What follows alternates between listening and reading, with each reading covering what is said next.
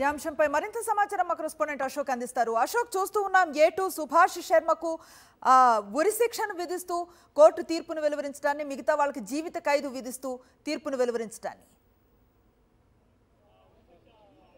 అనుశ్రీ, ప్రస్తుతం A2 ఉన్నటువంటి సుభాష్ శర్మకి ఉరిశిక్ష విధించారు. మిగిలినటువంటి వాళ్ళకి జీవిత ఖైదు విధిస్తూ ఆ న్యాయమూర్తి తీర్పునిచ్చినటువంటి పరిస్థితి ఉంది. కొంతమంది అడ్వకేట్స్ ఉన్నారు, మనతో మాట్లాడదాం. చెప్పండి, ఏం జరిగిందండి? ఆర్గ్యుమెంట్ వాళ్ళకు మన జడ్జి గారు వాళ్ళందరూ కూడా అవకాశం కల్పించారు. మీకేమైనా ప్రాబ్లమ్స్ ఉన్నాయని చెప్పండి అని చెప్పేసి ఈ సందర్భం వాళ్ళు ఒక్కొక్కరు ఒక అభిప్రాయం తెలియపరుస్తూ చెప్పుకోవడం జరిగింది, వాళ్ళ విషయాలన్నీ పర్సనల్ విషయాలు. ఆ సందర్భంగా మరి ఈరోజు మరి A2కు ఉరిశిక్ష వేయడము, మిగతా A3, A4, A5, A6, A7, A8 వరకు యావజ్జీవ కారాగార శిక్ష విధించడం జరిగింది. అంటే ఇందులో సుభాష్ శర్మ హత్య చేయడంతో గతంలో ఉన్నటువంటి కేసులను కూడా ఇందులో కీలకంగా తీసుకున్నారు. గతంలో ఉన్న కేసులు ఏమాత్రం తీసుకోలేదు. ఈ కేసుకు సంబంధించి మాత్రమే ఈ రోజు పనిష్ చేయడం జరిగింది. ఓకే, అంటే అస్గర్ అలీ కూడా ఇందులో ప్రధానంగా ఒక ఉగ్రవాది, గతంలోనే అరేన్ పాండ్యాకి సంబంధించినటువంటి అరేన్ పాండ్యాని చంపిన దాంట్లో కూడా నిందితుడుగా ఉన్నటువంటి పరిస్థితి ఉంది. అతను కూడా లైఫ్ అయినా అతనికి యావజ్జీవ కారాగార శిక్ష చేయడం జరిగింది, లైఫ్. దాదాపు చెప్పండి, మీరు అడ్వకేట్ ఉన్నారు, దాదాపు 6.5 సంవత్సరాల పాటు సుదీర్ఘంగా విచారణ సాగింది. ఈ రోజు అంతిమంగా తీర్పు వచ్చింది, ఏం చెప్తారు? ఏదేమైనా చట్టం ముందు అందరూ సమానులే. ఎలా అనేది తప్పకుండా ప్రతి ఒక్కరికి ఉపయోగపడే విధంగా ఉంటుంది. ఈరోజు న్యాయ వ్యవస్థ పైన ప్రతి ఒక్కరు నమ్మకంతో ఉన్నందుకు సంతోషం వ్యక్తం చేస్తా ఉన్నాం. మరి కొంతమంది అడ్వకేట్లు కూడా ఉన్నారు. సంచలనంగా మారినటువంటి ఈ కేసులో ప్రస్తుతం అయితే న్యాయమూర్తి అయితే తీర్పునిచ్చినటువంటి నేపథ్యంలోనే మరికొంతమంది కూడా అడ్వకేట్స్ ఉన్నారు. ఒకసారి మాట్లాడదాం. చెప్పండి, కేసు తీర్పు సంబంధించి ఏం జరిగింది? ఇప్పుడే నల్గొండ జిల్లా SC/ST నేరాలపై జరిగే విచారణ కోర్టు న్యాయమూర్తి N. రోజారమణి గారు తీర్పు వెలువరించడం జరిగింది. దీనిలో A2గా ఉన్నటువంటి సుభాష్ కుమార్ శర్మకు డెత్ పెనాల్టీ ఇవ్వడం జరిగింది. మిగతా 6 ముద్దాయిలకు లైఫ్ ఇంప్రిజన్మెంట్ ఇవ్వడం జరిగింది. అయితే కేసు విచారణలో మళ్ళీ వీళ్ళు అప్పీల్ పోవడానికి కూడా అవకాశం ఇచ్చారు.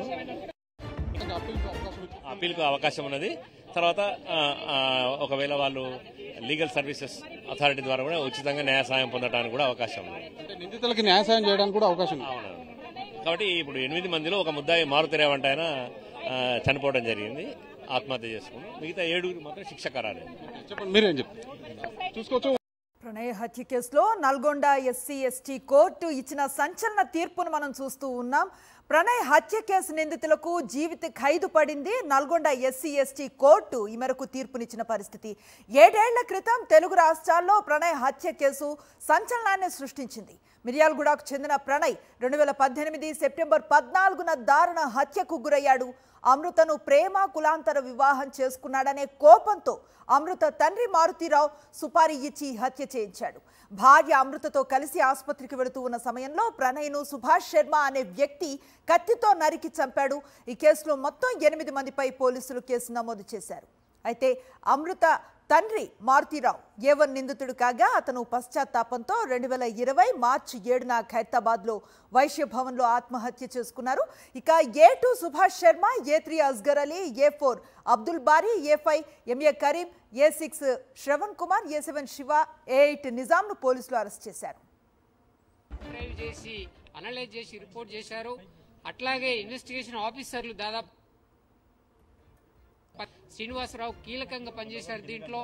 అట్లాగే ఐఓలు ఎవరైతే ఉన్నారో అసిస్ట్ చేశారో వాళ్ళందరికీ కూడా అభినందిస్తూ, అట్లాగే ఈ కేసులో ప్రధానంగా సాక్ష్యము ఐ విట్నెస్లు ఎవరైతే కీలకంగా మారింది. ఐడెంటిఫై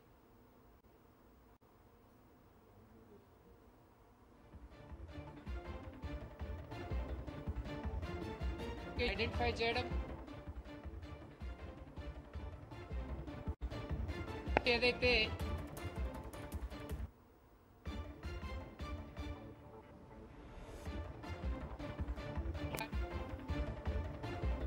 పోలీస్ ఆఫీసర్లు చాలా పకడ్బందీగా వారు ఉన్నటువంటి స్టే చేసినటువంటి హోటల్ రికార్డు కానీ, సీసీ ఫుటేజ్లు కానీ every bit of evidence collect చేయడం జరిగింది. ప్రాసిక్యూషన్ కూడా సక్సెస్ఫుల్ గా ఆనెస్ట్ గా ఇక్కడ విట్నెస్లు ఎవరైతే చెప్పారో వాళ్ళు ప్రాంప్ట్ గా ఎవిడెన్స్ దీంట్లో ఇచ్చారు. కోర్టు వారు కూడా రికార్డ్ చేయడం జరిగింది. ఇవాళ ప్రజెంట్ ఎస్పీ గారు ముఖ్యంగా శరత్ చంద్ర పవార్ గారు ఈ కేసులో చాలా కీలకంగా విట్నెస్లు ప్రొడ్యూస్ చేయడంలో ఎప్పటికప్పుడు డిఎస్పీ మిరాల్గూడ గారికి డైరెక్షన్ ఇస్తూ వారు ఈ త్వరలో తీర్పు రావడానికి వారి కీలక పాత్ర పోషించారు. వారిని ముఖ్యంగా ఏటు సుభాష్ కుమార్ శర్మ ఎవరైతే ఉన్నారో పాశవికంగా డే లైట్ పట్ట పగలే ప్రణయ్ కుమార్ ను హత్య చేయడంలో తను పాశవికంగా ఎలాంటి మెరిసి లేకుండా చంపాడు కాబట్టి కోర్టు వారు ఆ గ్రావిటీని బట్టి అతనికి డెత్ పెనాల్టీ పాస్ చేయడం జరిగింది. అట్లాగే A3 టు A8 వరకు వారికి కూడా లైఫ్ ఇంప్రిజన్మెంట్, అట్లాగే A2కు ఫైన్ అమౌంట్ 15,000, A3 నుంచి A8 వరకు 10,000 ఫైన్ అమౌంట్, అట్లాగే A3 నుంచి A8 వరకు లైఫ్ ఇంప్రిజన్మెంట్ ఇవ్వడం జరిగింది. ముఖ్యంగా మార్పును ప్రతిబింబిస్తుందని చెప్పి ఆశిస్తా ఉన్నాం. నేను డిసెంబర్ 2, 2019లో స్పెషల్ పీపీగా, నా పేరు దర్శనం నరసింహ, స్పెషల్ పీపీగా అపాయింట్ జిల్లా కలెక్టర్ గారు పెరమల్ల బాలస్వామి యొక్క అభ్యర్థన మేరకు నన్ను స్పెషల్ పీపీగా దీంట్లో నియమించడం జరిగింది. నియమించిన తర్వాత trial before, comments trial before A1 మరణించడం జరిగింది. కాబట్టి ఆ తర్వాత కేసు స్పీడ్ గా ట్రయల్ కమెంట్స్ చేయడం జరిగింది. హై విట్నెస్ రికార్డ్ చేసినటువంటి ఆ రోజు ఉన్నటువంటి ఆ తర్వాత మేడం ఇప్పుడు special judge honourable SC/ST court special judge గారు రోజా రమణి గారు ఈరోజు కీలకమైన తీర్పు ఇచ్చింది. ఈ తీర్పు సమాజం పట్ల ఖచ్చితంగా ముఖ్యంగా ఈ కేసులో ముఖ్యంగా మర్డర్ జరిగినప్పటి నుంచి కేసు జడ్జిమెంట్ వచ్చేంత వరకు కోర్టు డ్యూటీలో పనిచేసినటువంటి ASI మధుసూదన్ గాని వీరస్వామి గాని, ఇక్కడ కోర్టు లైజన్ ఆఫీసర్ గా ఉన్న వాళ్ళు, అట్లాగే ఈ కేసులో సాక్షులకు సమన్స్ ఇవ్వడంలో కీలకంగా పనిచేసిన PC నాగరాజు గారు, అట్లాగే లైజన్ ఆఫీసర్ నరేందర్ గారు, అట్లా వారికి ప్రతి ఒక్కరికి ధన్యవాదాలు తెలియజేస్తున్నాను.